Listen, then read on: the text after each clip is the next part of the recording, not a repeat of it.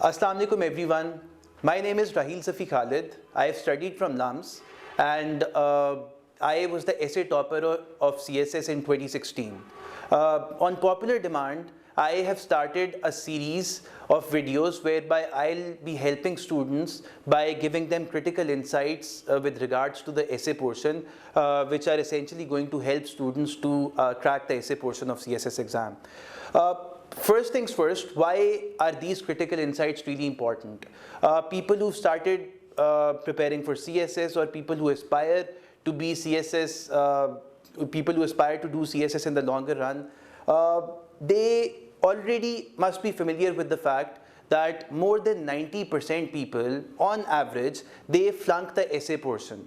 So in the first part of this essay video, we'll be discussing different myths which are prevalent and they become the root cause behind students' failure. So what I'll essentially be doing, I'll be taking examples and I'll be showing with the aid of these examples and illustrations how debunking these myths is the key to decoding how to ace the essay portion of CSS. First things first, for some odd reason, students are told to stick to a conventional approach when it comes to essay writing. They are simply told to just focus on the approach of causes, effects, and remedies. So let's say, wherever you go, for some odd reason, teachers and mentors, I've seen mentors without taking names, they just tell students to focus on these three aspects. And they say that if you've mentioned and discussed these three aspects in your essay, you can easily ace the essay portion. This, my friends, is extremely wrong, and this becomes the root cause behind students' failure. So, for instance, there is this topic.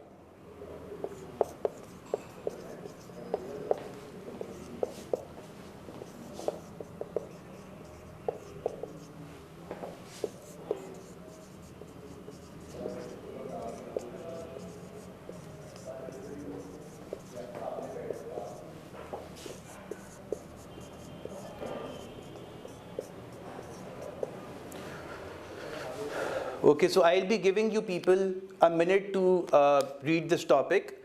So the topic says threat of climate change and ways to counter it. Now, I have already told you people that if you follow this traditional approach, which has become obsolete post 2013 in particular, you will simply see the word climate change. And students, after seeing this word, they'll start writing on this topic about things which they've already prepared. For instance, they're going to write their introductory paragraph. उसके बाद वो क्या करेंगे जी? उसके बाद उसके causes लिखना शुरू हो जाएंगे, and they're going to write like 7 to 8 paragraphs on the causes of climate change. And assuming that you people are aspiring to ace the CSS exam, all of you must be knowledgeable and everyone must have common sense. So खुद देखें, आप लोग माशाल्लाह से काबिल लोग हैं. What does the topic say? The topic says threat of climate change and ways to counter it.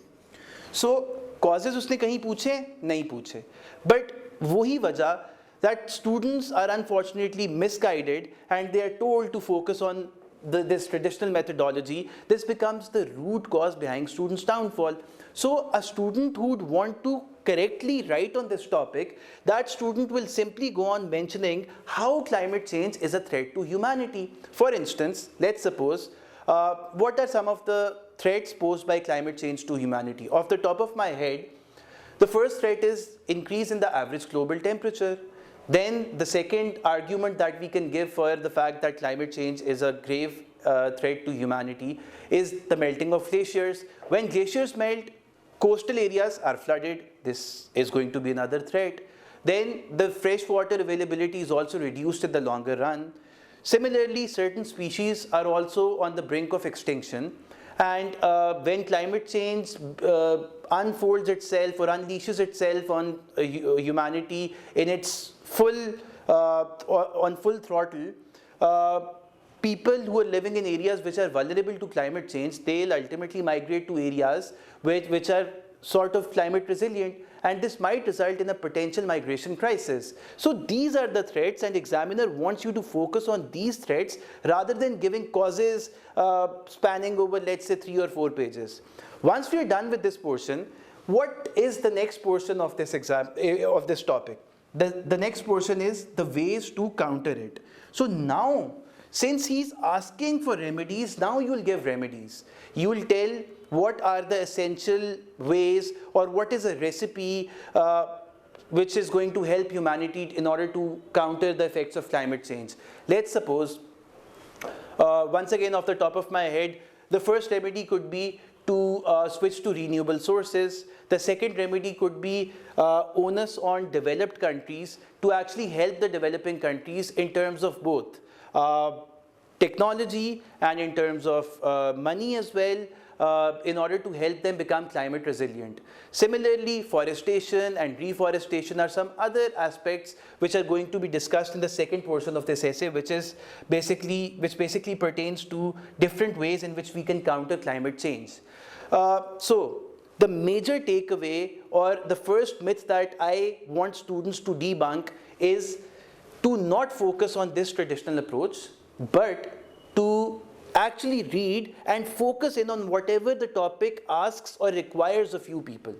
So the second myth that I am going to debunk in today's video is regarding the word limit. I have seen so many people come to me, and I've seen them fret over the word limit of 3,000 words. For some odd reason, once again, students are told to ensure that they have to write an essay which spans over 3,000 words. This is extremely flawed, and this leads students towards writing irrelevant stuff. So while the word limit which is mentioned on the question paper is around 3,000 words, over experience and having scored really well in the essay portion and having given guidance to so many students, friends and other people who have actually appeared in the CSS portion, I can say this thing with utmost certainty that the safe word count is for you people to write 1,800 to 2,200 words, keeping in mind the changing nature of topics which is showing up on the essay portion over the last 3 or 4 years. So the second myth that I seek to debunk is not to fret over the word limit of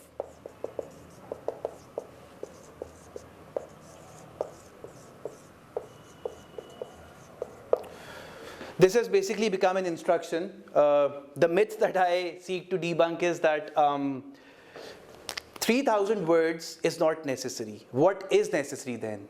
The necessary thing is for students to write relevant, to give good arguments, to be grammatically sound, not to have spelling mistakes, and to give mature arguments in a nutshell, and to exhibit coherence and connection in your writing.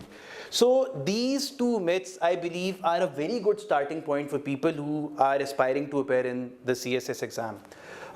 In the next video, I will be discussing 3 essential aspects of CSS essay which all examiners keep in mind while checking the essay portion. So stay tuned, because this is definitely going to come in handy, and I believe nobody is going to give you insights regarding these key aspects. Thank you.